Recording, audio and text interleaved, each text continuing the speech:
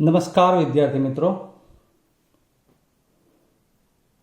તમારા માટે ધોરણ 10ના હવે એક બીજા નવા ચેપ્ટરની આજે શરૂઆત કરવાની છે. થોડી માહિતી વિડીયો અંતર્ગત કરીએ તો આપ શાળામાં આપના શિક્ષકની હાજરીમાં અભ્યાસ કરતા હો અને વિડીયોથી અભ્યાસ કરતા હો તો મારી દૃષ્ટિએ એમાં કોઈ ફરક ન પડવો જોઈએ, પરંતુ આ વિડીયો તમે ખૂબ જ નજીકથી જોઈ શકો છો, એટલે શક્ય છે કે ક્લાસ કરતાં પણ વધુ સરસ રીતે આને જોઈ શિક્ષકના બોલેલા બધા શબ્દો જે તે જગ્યા પર એનું ઇન્ડિકેશન કરી અને આગળ વધતા હોય તો એને સમજી અને દરેકે દરેક બાબતમાં વ્યવસ્થિત રીતે જેમ જેમ જરૂરિયાત હોય તેમ સમજતા જવું, લખતા જવું. આ કાર્ય જો તમે કરતા રહેતા હશો તો ચોક્કસથી વિડીયો જોવાનું કામ અર્થપૂર્ણ રહેશે. મારી અપીલ છે કે આપે આખો વિડીયો બહુ જ વ્યવસ્થિત રીતે જોવાનો થાય, દરેકે દરેક બાબતને સમજવાની થાય અને એ પ્રમાણે તમારે ફોલો કરવાની થાય. દરેક વિડીયોમાં ડિસ્ક્રિપ્શન ચેક કરવું. લગભગ તો મેં દરેક વિડીયોમાં ડિસ્ક્રિપ્શનમાં જે તે વિડીયોમાં ભણાવેલ હશે એ બાબતને લગતા એક્ઝામ્પલ મૂક્યા જ હોય છે. એ અધર અને પૂછી શકાય તેવા, તમારો મહાવરો સારો થાય એવા જ એક્ઝામ્પલ હોય છે. એટલે ચોક્કસથી એ ગણશો તો જ તમે જે તે ટૉપિકને વધુ વ્યવસ્થિત કરી શકશો. હવે આજે આપણે નવો ટૉપિક શરૂ કરીએ છીએ, નવું ચેપ્ટર શરૂ કરીએ છીએ. એ પહેલાં હું એમ સામાન્ય પ્રશ્ન કરું કે ગામડામાં ડેરીમાં ઢોર રાખતા હોય તો એ વ્યક્તિઓ દૂધ ભરાવતા હોય એટલે એમને પૂછવામાં આવે કે તમે તમારી ભેંસ કે ગાય કે ઢોરનું એક મહિનામાં દિવસ પ્રમાણે રોજનું એટલે કે રોજનું કેટલું દૂધ ભરાવતા હશો?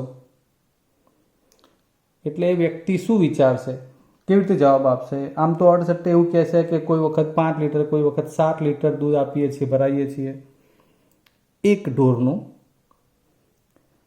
તો 30 દિવસ માનો કે દૂધ ભરાવતા હોય તો રોજનું કેટલું દૂધ ભરાવે છે એ ગણવા માટે આપણે કોઈક મેથડ વાપરીએ છીએ. એમાં એવું કરીએ છીએ કે કુલ જે લીટર દૂધ થયું હોય, બરાબર છે, દાખલા તરીકે 150 લીટર દૂધ થયું હોય કુલ 30 દિવસનું. હવે એનો મતલબ કે 30 દિવસમાં 150 લીટર ભરાવી હોય તો હવે એને એક દિવસનું શોધવું હોય તો ભાગ્યા 30 કરે એટલે 150 ભાગ્યા 30 કેટલા આવશે? 5. એટલે એવું કહી શકાય કે સરેરાશ 5 લીટર દૂધ ભરાવીએ છીએ કે ભરાવે છે. તો આ સરેરાશ એ શું આવ્યું? તો એ આપણા ભણતરનો એ ટોપિક છે જેને આપણે મધ્યક કહીએ છીએ. આવા અભ્યાસમાં આંકડાશાસ્ત્રના એક આખા ક્ષેત્રમાં એના 3 માપ મુખ્ય, જે તમે અગાઉના ધોરણમાં પણ ભણી ગયા છો અને આપણે આ ધોરણ 10માં પણ ભણવાના હોય છે. પણ અગાઉના ધોરણની જે માહિતી છે એ થોડી શરૂઆતની હોય, હવે એમાં આપણે થોડું ડીપમાં પણ જોવાનું હોય.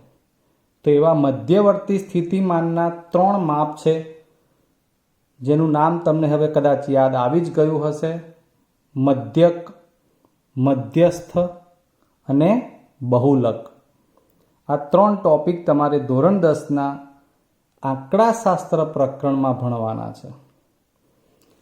તો આવો મિત્રો, આપણે એની શરૂઆત કરીએ. ધોરણ 9 અને 10 એમાં હવે ફેર એટલો પડશે કે 10મા ધોરણમાં જે વર્ગ વાત કરીએ છીએ એ અવર્ગીકૃત માહિતી પણ હોય, વર્ગીકૃત માહિતી પણ હોય. ધોરણ અગાઉનું જે તમે 9મું ભણ્યા હશો એમાં તમારે અવર્ગીકૃત માહિતીના સંદર્ભમાં મધ્યક ભણવાનો આવ્યો હશે, મધ્યસ્થ ભણવાનો આવ્યો હશે. એ જ બાબત હવે વર્ગીકૃત માહિતીમાં લાગુ પડે છે. ક્યાંક સંચય આવૃત્તિ વક્ર એવું તમે સાંભળ્યું હોય અગાઉના ધોરણમાં, તો એના સંદર્ભમાં આલેખ પણ આવે અને એની માહિતીના એક્ઝામ્પલ પણ આવશે. એટલે મૂળ આ ટોપિકમાં આવશે શું એની ચર્ચા કરું તો મધ્યક, મધ્યસ્થ અને બહુલક આ 3 શોધવાના આવશે, એની ખૂટતી આવૃત્તિઓ આવશે અને સંચય આવૃત્તિ વક્રની માહિતી આવશે. બરાબર છે? તો આ આંકડાશાસ્ત્ર, સ્ટેટિસ્ટિક્સ જેને આપણે કહીએ છીએ, એમાં મધ્યવર્તી સ્થિતિના જે માપ છે એ છે મધ્યક જેને x બાર કહેવાય, મધ્યસ્થ જેને કેપિટલ M કહેવાય છે અને બહુલક જેને કેપિટલ Z કહેવાય છે. શરૂઆત જ કરીએ આપણે તો અવર્ગીકૃત માહિતીનો મધ્યક શોધવા માટેની વાત કરીએ છીએ. આપણે પહેલા મધ્યકનો ટોપિક પૂર્ણ કરતા જઈશું.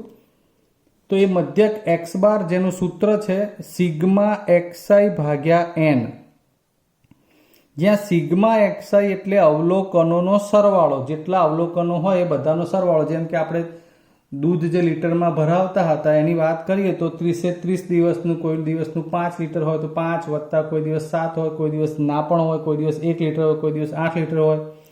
તો એમ બધા 30 દિવસના દૂધના લીટરનો સરવાળો ભાગ્યા 30 કરો છો અને એ રીતે જવાબ મળતો હતો. તો આવો એક એક્ઝામ્પલ જોઈએ. એવો મેં લખ્યું છે એ પ્રમાણે 12, 15, 8, 18, 20 અને 15નો મધ્યક શોધો. સૂત્ર અનુસાર એમાં આપણે હવે x બાર બરાબર સિગ્મા xi ભાગ્યા n એ પ્રમાણે આગળ વધીએ તો સિગ્મા xi એટલે આ જ અવલોકનોને સરવાળા સ્વરૂપે લખવાના હોય, જે મેં લખ્યા છે 12 વત્તા 15 વત્તા 8 વત્તા 18 વત્તા 20 વત્તા 15. એક અવલોકન ગમે તેટલી વાર આવે આપણે એને સરવાળામાં તો લેવું જ પડે. અવલોકન કેટલા છે? 1, 2, 3, 4, 5 અને 6 એની સંખ્યાને n કહીએ છીએ, નીચે લખ્યું છે. હવે એનો સરવાળો કરીએ તો એ સરવાળો થાય છે 88. 88/6, 88 ભાગ્યા 6. 6 એકા 6, 2 વધે 8, 6 ચોક 24, 4 વધે, ભાગ નહીં ચાલે, 0, 6 36, દર વખતે 4 વધશે, 66. 14.66 એકમ હોય તો લખવાનો, કિલોગ્રામ હોય, સેન્ટીમીટર હોય, મીટર હોય, લીટર હોય, તો એ પ્રમાણે અહીંયા એની પાછળ એકમ લખાઈ શકાય, લખવાનો જ હોય છે. એટલે આશરે એટલા માટે 2 દશાંશ સુધી જવાબ લખવાનો હોય. તો આ એક ધોરણ 9 આધારિત આપણે એનો દાખલો ગણ્યો છે. આ અવર્ગીકૃત માહિતી, આ એક શરૂઆત છે. આપણે આ આટલું બધું નિમ્ન કક્ષાનું નથી કરવાનું, આપણે આગળ માહિતી આપવાની છે. હવે આપણે જે કામ કરવાનું છે એની શરૂઆત કરતા પહેલા હજુ એક અગાઉના ધોરણ પ્રમાણેનો એક દાખલો જોઈ લઈએ, જેમાં વર્ગીકૃત માહિતીમાં જતા પહેલા કોષ્ટકથી આપણે એક એક્ઝામ્પલ ગણવાનો થાય છે. એની માહિતી જોઈએ. એક શાળાના ધોરણ 10ના ગણિત વિષયના 50 ગુણના પ્રશ્નપત્રમાં મેળવેલ ગુણ નીચે પ્રમાણે છે. જો 50 વિદ્યાર્થીઓની આ માહિતીનો મધ્યક હોય, માહિતીનો મધ્યક શોધો.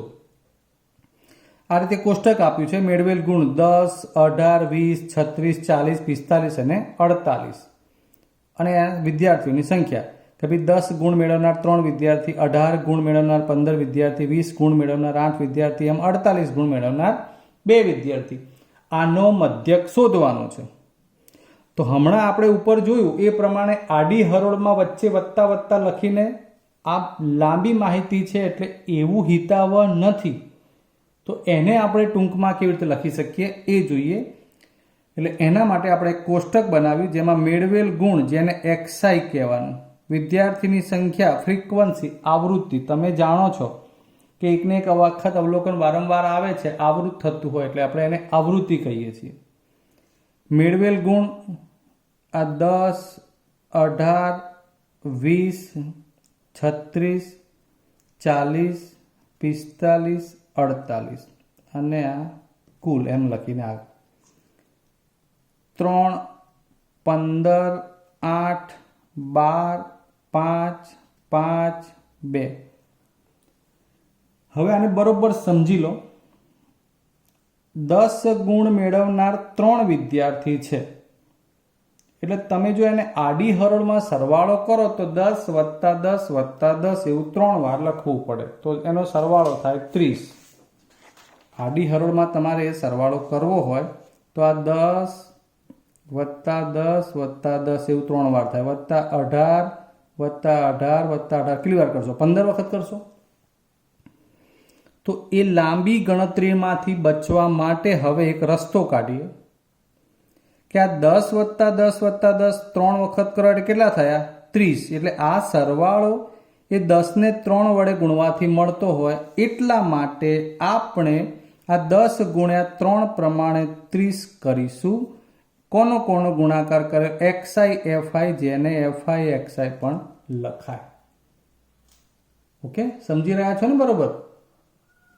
આ ગુણાકાર કેમ કરવો પડે એનો જવાબ લીધો આપણે.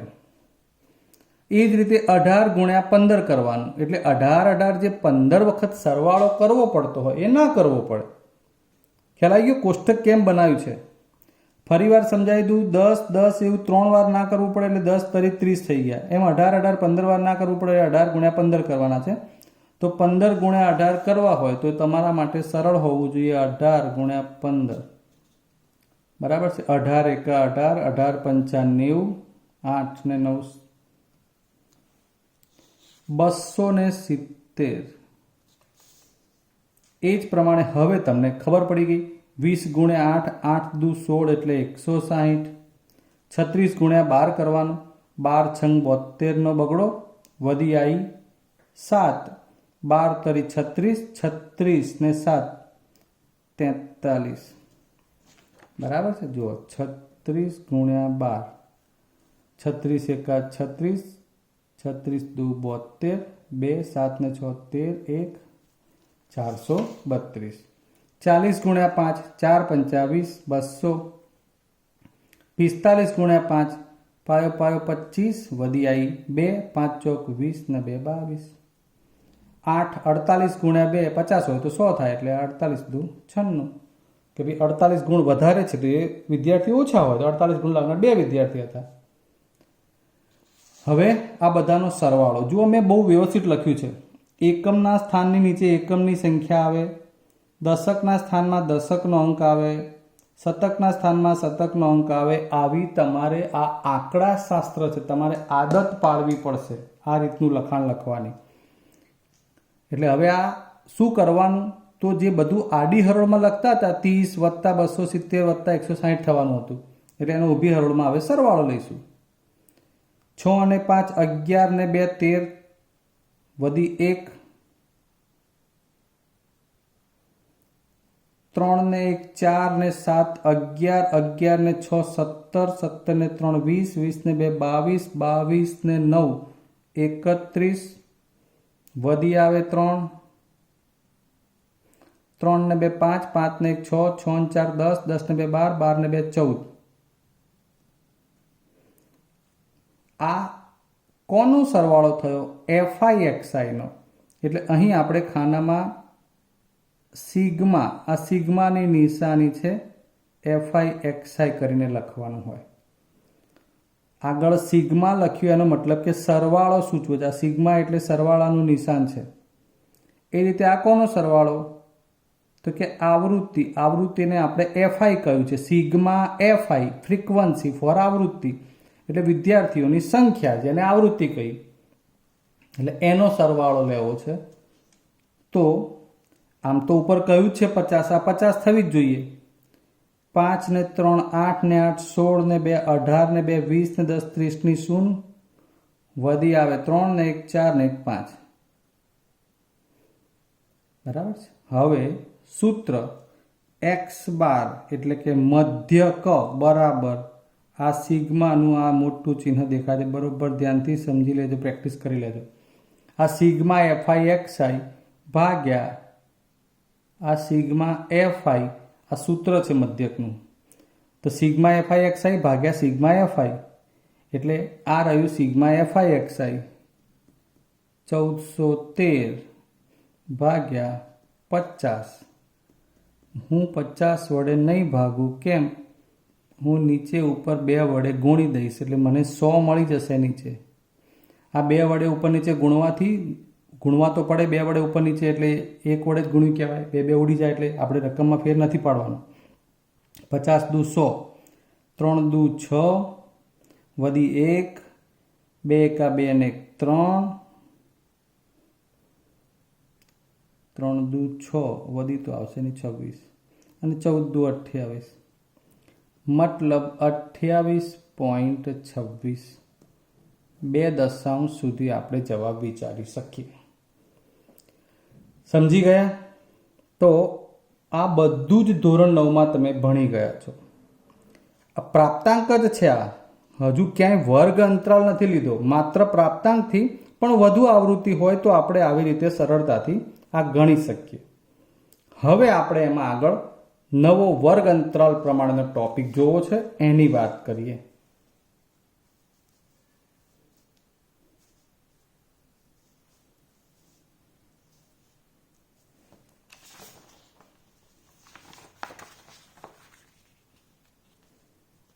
ચાલો ત્યારે.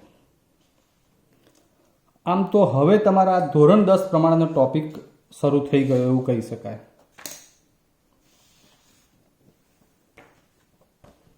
રકમ વાંચીએ. 50 વિદ્યાર્થીઓના કોઈ એક વિષય કે જેમાં વિજ્ઞાન લીધો છે, 50 ગુણની વિજ્ઞાન વિષયની પરીક્ષાની માહિતીનો મધ્યક શોધવાનો. હવે મિત્રો આ જે રીત છે એમાં શું કરવાનું? સૌથી પહેલાં તો તમે 100% એવું વિચારી શકો કે સાહેબ આગળ જે દાખલો ગણ્યો એમાં અને આમાં એક ફેર છે. શું ફેર છે? તો વર્ગનો. બરાબર છે? હા, વર્ગનો ફેર છે. કુલ આવૃત્તિ 50 છે.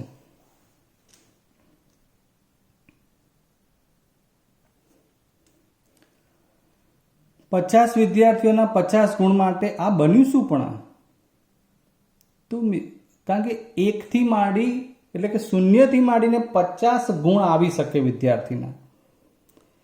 તમે યાદ કરો, અગાઉના ધોરણમાં તમને 0, 1, 2, 3 એમ કરીને આખી માહિતી આપીને વર્ગ બનાવવાનું કહેવામાં આવતું હતું ને એમાંથી આપણે પછી એના વર્ગ બનાવતા કે 0 થી 10નો વર્ગ, 10 થી 20નો વર્ગ, 20 થી 30નો વર્ગ, 30 થી 40, 40 થી 50.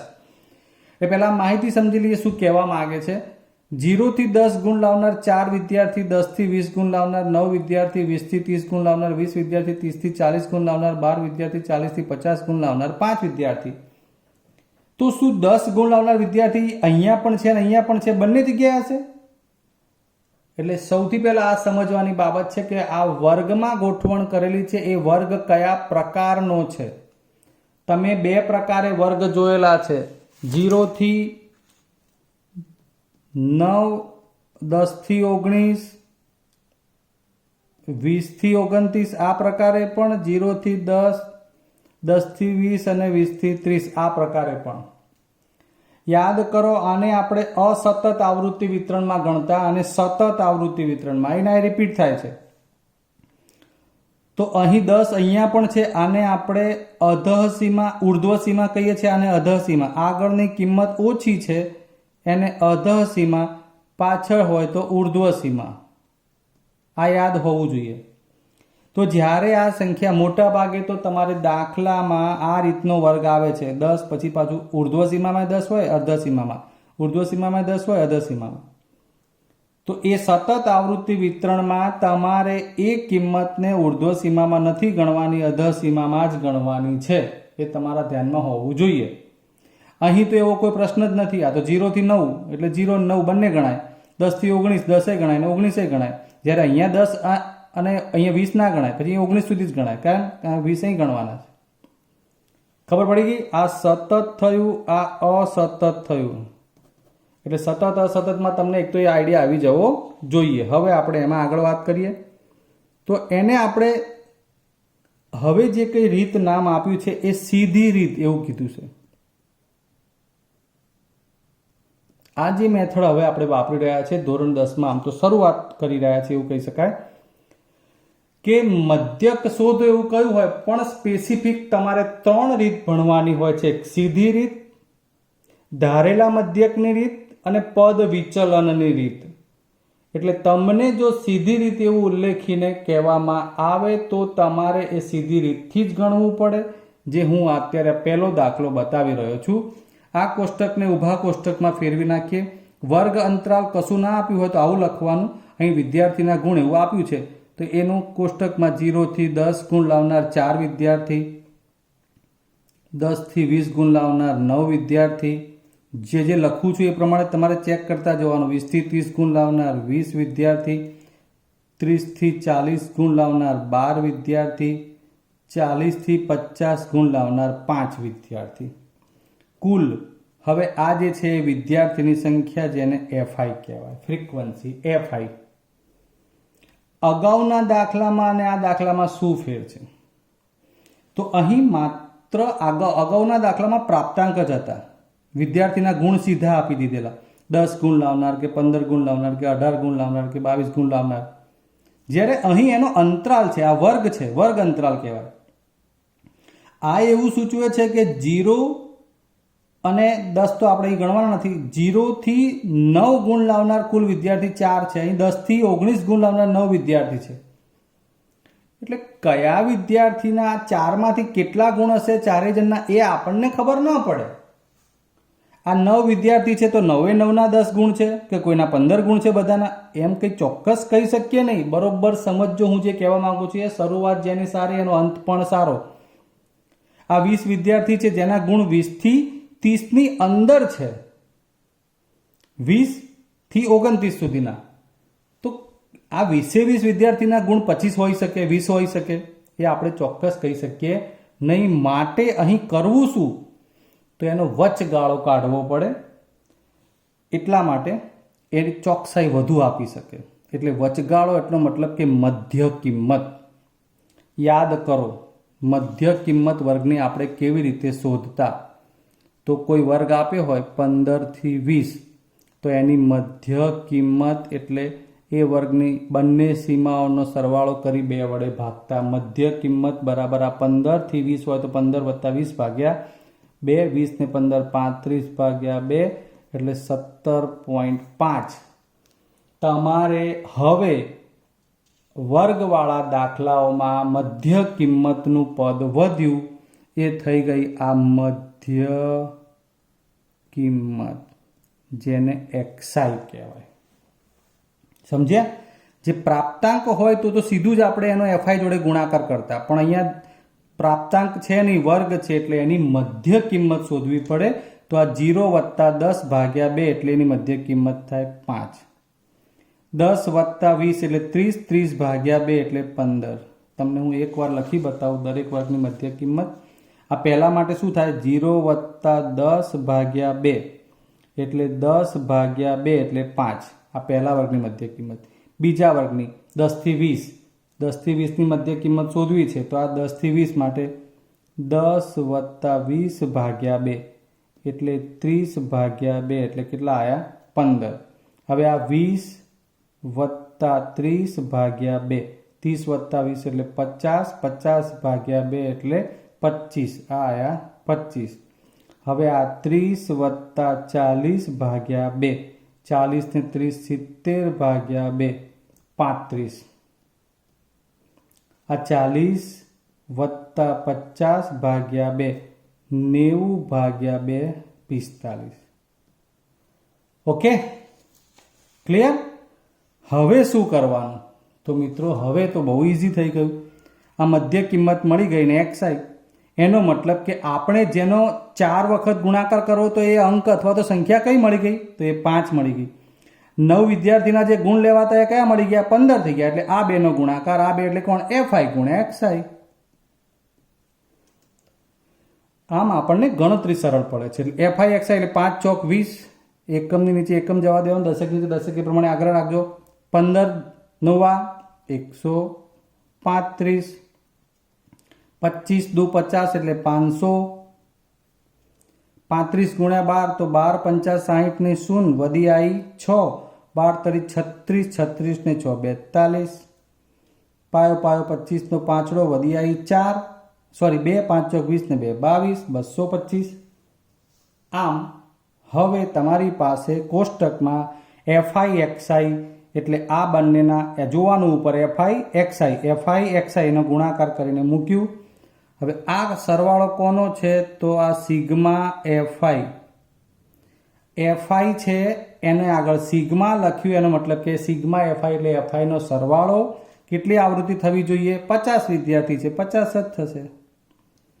XI નું કંઈ નથી કરવાનું, આનો સરવાળો લેવાનો છે. આ એટલે હવે આ દાખલામાં બહુ ધ્યાનથી જોઈ લો. FI બરાબર આ FI આ એનો સરવાળો એટલે આગળ સિગ્મા લખાય. કરીએ સરવાળો.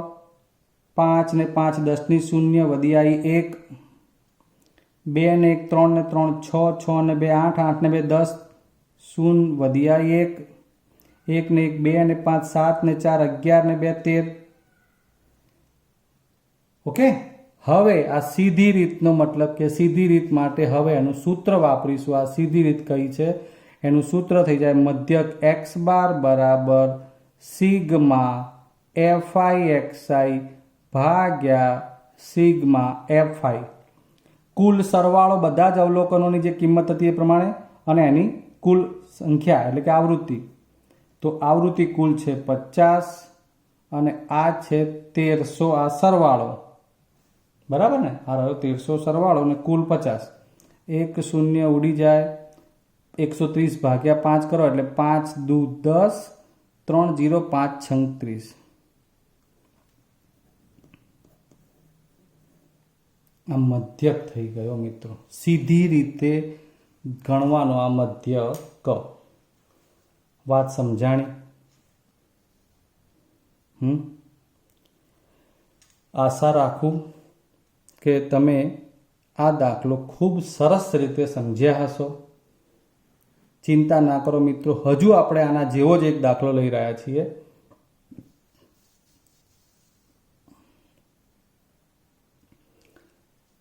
નીચેના આવૃત્તિ વિતરણનો મધ્યક સીધી રીતથી શોધો.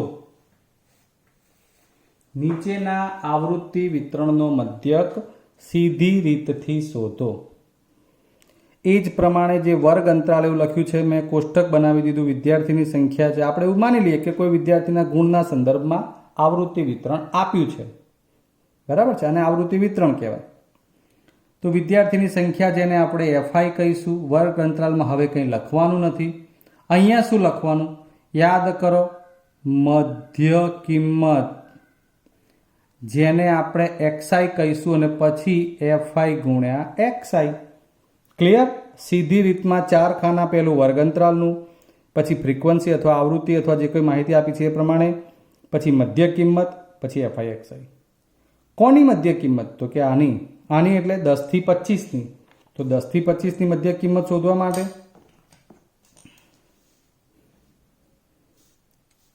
10 વત્તા 25 ભાગ્યા 2, 25 ને 10 35 ભાગ્યા 2 17.5. આ થઈ 17.5 પોઈન્ટમાં આવે છે. બીજો વર્ગ છે 25 થી 40. 25 વત્તા 40 ભાગ્યા 2 65. 40 ને 60 ને 5 65. 65 ભાગ્યા 2 એટલે 32 દુ 64 અને અડધું થાય. આ એકવાર લખી બતાવું મિત્રો. 2 તરી 6 0 5 2 દુ 4. હવે ભાગ નથી ચાલતો એટલે દશાંશ મૂકી 0 ઉતરે. 2 પંચા 10. આ 32.5. ત્રીજો વર્ગ છે 40 થી 55 એટલે આ 40 વત્તા 55 ભાગ્યા 2. 55 ને 40 95 ભાગ્યા 2. બરાબર છે? 95 ભાગ્યા 2 એટલે 5 2 ચોક 8 1 15 2 સિત્તા 14. જોઈએ હવે ત્યારે. હવે હું તમને એક આઈડિયા બતાવી રહ્યો છું. પહેલા તમે આમાં 10 થી 25 25 થી 40 એની આની વચ્ચેની જગ્યા એટલે કે અંતરાલ કેટલો છે એ ગણી કાઢીએ. એ આવડી જાય તો સરળ. કેટલો થાય? 10 થી 25 એટલે 15 થયો. જુઓ, 25 વત્તા 15 40, 40 વત્તા 15 55, 55 વત્તા 15 એટલે 70, 70 વત્તા 15 એટલે 85, 85 વત્તા 15 એટલે 100. આને વર્ગ લંબાઈ કહેવાય. 10 થી 25, 25 થી 40, એક તો પહેલા 25 અહીંયા પણ છે, 25 અહીંયા પણ છે. આ સતત આવૃત્તિ વિતરણ છે, જેમાં આ 25 માંથી 10 બાદ કરો, 40 માંથી 25 બાદ કરો, 55 માંથી 40 બાદ કરો, બધામાં સરખું માપ રહે. એ જે કોઈ પણ છે એ વર્ગ લંબાઈ બની. બરાબર? 40 ઓછા 25 એટલે 15, 55 ઓછા 40 એટલે 15, એ વર્ગ લંબાઈ થઈ. અને હવે એવું કેમ કહ્યું છે એનો જવાબ તો અહીં વિચારો, 17.5 અને 32.5. આ 17.5 વત્તા 15 વર્ગ લંબાઈ ઉમેરશો ને તો 7 ને 5 2 32.5 આવી જશે. આ જે અંતર, બીજું માપ જો 32.5 મળ્યું. હવે 32.5 છે ને, એમાં 15 વર્ગ લંબાઈ ઉમેરો. 5 ને 2 7, 3 ને 4 47.5 આવ્યું. એટલે દર વખતે એવું હવે ફિક્સ થઈ ગયું કે 15 ઉમેરશો એટલે મધ્ય કિંમત મળતી જશે. તમને એવું ફાવે તો એવું, નહીંતર 55 થી 70 વત્તા કરી ભાગ્યા 2 કરીને મધ્ય કિંમત શોધવાની. ક્લિયર છો? હવે હું તો શું વિચારું છું ખબર છે? 10 ને 7 17.5, 25 ને 7 32.5, 40 ને 7 47.5, 55 ને 7 62.5, 70 ને 7 77.5, 7.5 ઉમેરી દઉં છું, 85 ને 7 92.5. જુઓ, બીજી વાત કે મધ્ય કિંમત એવું કયું છે, એનો મતલબ કે તમે જે મધ્ય કિંમત લખો છો એની વચ્ચે તો હોવી જોઈએ ને. 85 થી 100 તમારાથી ભૂલથી 82.5 લખાઈ જાય. આ 70 થી 85 હોય, અહીં તમારે 67.5 લખાઈ જાય તો ખોટું પડે. એટલે જોવાનું મધ્ય કિંમત છે, એનું મધ્ય માપ આવવું જોઈએ. તો આ થઈ ગઈ મધ્ય કિંમત. બરાબર છે? હવે મધ્ય કિંમતોનો આપણે ગુણાકાર કરી અને FIXIનું ખાનું ભરવાનું થશે. જુઓ, તો હવે એ કામ કરીએ. પહેલું ખાનું ભરવાનું થાય છે FIXIનું, જેમાં 17.5 ગુણ્યા 2. ધ્યાન આપજો, પોઈન્ટને હમણાં આપણે અવગણીએ છીએ.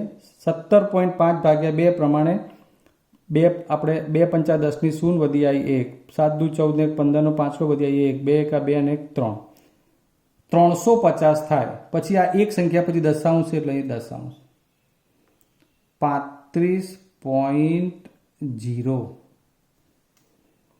ચલો, બીજામાં 32.5 ગુણ્યા 3, 5 તરી 15 નો 5 વધી આવી 1, 3 દુ 6 અને 1 7, 3 તરી 9, 97.5. ઓકે. ત્રીજું છે 47.5 ગુણ્યા 7, 7 પંચા 35 વધી આવી 3, 77 49 ને 50 ને 2 52 નો બગડો વધી આવી 5, 7 ચોક 28, 28 ને 5 33, 332.5, 332.5. ચલો, 62.5 ચોથું ચાલે છે. 62.5 ગુણ્યા 6, આ તો તમને આવડવું જોઈએ. 6 પંચા 30 ની શૂન્ય વધી આવી 3, 6 દુ 12 ને 3 15 નો 5 વધી આવી 1, 6 36 ને 1 37. પાછું એક સંખ્યાની આગળ દશાંશ છે ને, આ 5 ની આગળ, એટલે દશાંશ કાપવાનું ભૂલવું નહીં, નહીંતર અર્થનો અનર્થ થઈ જશે. 375.0. ચલો, હવે તમારે જાતે ચેક કરવાનું, મારી ભૂલ હોય કે નહીં એ તમારે જોવાનું. આ 77.5 નો ગુણાકાર કરશો તો 465.0 મળશે, અને 92.5 નો ગુણાકાર કરશો 555.0 મળશે. મિત્રો, આ FIXIની વેલ્યુ લખતા ગયા. અહીંયા સિગ્મા FI કુલ આવૃત્તિ કેટલી થશે આપણને જો કે કહી દીધેલી છે. આમ તો ના હું કહ્યું તો ટોટલ કરવાનું છે. 6 આ લખી દે, 6 તરી 18 ને 7 25, 25 ને 3 28 ને 2 30. આ ડેશ, આ કોનો સરવાળો? તો કે FIXIનો. આનું ગુજરાતી થાય FIXIનો સરવાળો. તો આ ટોટલ બધો જ સરવાળો કરવા માટે આ જુઓ, 5 ને 5 10 ની શૂન્ય, પછી દશાંશ મૂકી દઈએ વધી 1, 5 ને 1 6 ને 7 13 ને 2 15 ને 5 20 ને 5 25 ને 5 30 એની 0 વધી 1 3 ને 1 4 ને 9 9 ને 4 13 ને 3 16 ને 7 23 ને 6 29 ને 30 ને 4 34 નો ચોગડો વધી આવી 3 સમથિંગ ઇઝ રોંગ છે 5 ને 5 10 ની 0 વધી આવી 1 5 ને 1 6 6 ને 7 13 13 ને 2 15 15 ને 5 20 20 ને 5 25 25 ને 5 30 ની 0 વધી આવી 3 આવે તો અહીંયા 36 થઈ જશે 3 ને 3 6 6 ને 9 15 ને 3 18 ને 7 25 25 ને 5 30 ને 36 વધી 3 ફરી વધી 3 ને 3 6 ને 3 9 4 13 ને 5 18 હવે આ સરવાળો થઈ ગયો 1860.0 x bar sigma fi xi upon sigma fi આ મધ્યકનું સૂત્ર છે 1860 પોઈન્ટ લખવાની જરૂર નથી ભાગ્યા 30 આવડી જશે 0 3 છંગ 18 નો છગડો 3 દુ 6 જવાબ મળી ગયો 62 મતલબ કે દરેક વિદ્યાર્થીના ગુણ આમ જોવા જાઓ 100 ગુણની પરીક્ષા હોય તો 62 આવ્યા છે એવું કહી શકાય બરાબર છે જો વજન હોય એકમ કિલોગ્રામ હોય તો આપણે કિલોગ્રામ પણ લખવું પડશે ઓકે વિદ્યાર્થી મિત્રો થોડું લાંબુ આપણે કામ કર્યું છે આજે પણ એક પદ્ધતિ ચોક્કસથી મગજમાં લાવવા માટે આપણે આ પ્રયત્ન કર્યો છે છેલ્લા 2 દાખલા જે છે ધોરણ 10 પ્રમાણે થશે આજે આપણે માત્ર સીધી રીતથી મધ્યક શોધવાના દાખલા ગણ્યા છે કોષ્ટક વ્યવસ્થિત રીતે જોતા જવું દાખલો વ્યવસ્થિત રીતે આંકડાકીય માહિતી તમારે લખવાની છે આમાં મોટાભાગે આંકડાકીય માહિતી જ છે એટલે ડિસ્ક્રિપ્શનમાં જોઈને એ પ્રમાણેના દાખલાની પ્રેક્ટિસ અવશ્ય કરજો આવતા વિડીયો મળીશું ત્યાં સુધી રજા લઈએ જય હિન્દ